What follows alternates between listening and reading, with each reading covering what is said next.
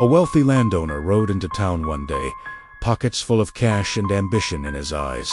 He bought up a huge plot of land just outside the city limits and, to everyone's surprise, built a massive rodeo arena. Now, this was strange because that particular piece of land had been in the same family for generations, and they'd sworn up and down they would never, ever sell it. But money talks, and soon enough, the rodeo was a roaring success, bringing in crowds from all over and making that landowner even richer. One Friday night, a young man named Jim decided to check it out. The show was incredible. There was bull riding, barrel racing, the works.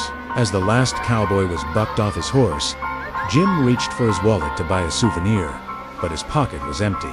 He'd dropped it. He remembered it slipping out while he was cheering, falling somewhere between the bleacher planks. After the crowd cleared out, he ducked underneath the stands to find it. The air under the bleachers was cool and smelled of dirt and popcorn. He spotted his wallet lying near one of the concrete supports. As he reached for it, he froze. Staring up at him from the loose dirt was a face.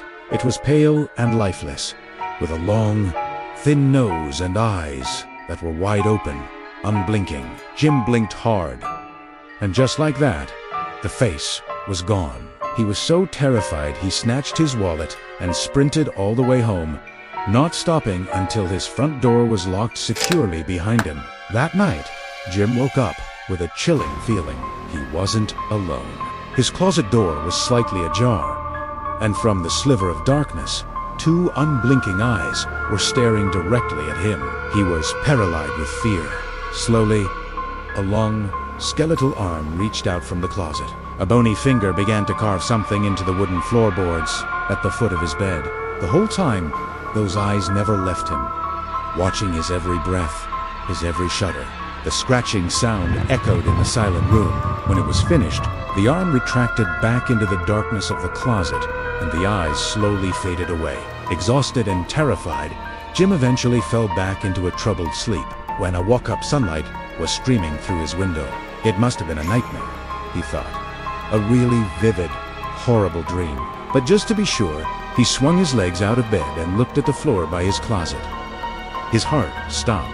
There, deeply gouged into the wood, was a single word: murdered. It wasn't a dream. That face in the dirt, the eyes in his closet, it was all real. Shaking, Jim called the police and gave an anonymous tip, telling them to search under the rodeo bleachers. It wasn't long before the sheriff's deputies were digging.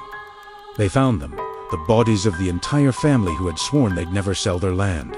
The wealthy landowner was arrested and found guilty of their murders, and Jim, well, from that day on, he always slept with his closet door shut and locked. You just never know when you might wake up to a pair of eyes staring at you from the dark. Thanks for watching. If you enjoyed this story, don't forget to like and subscribe for more.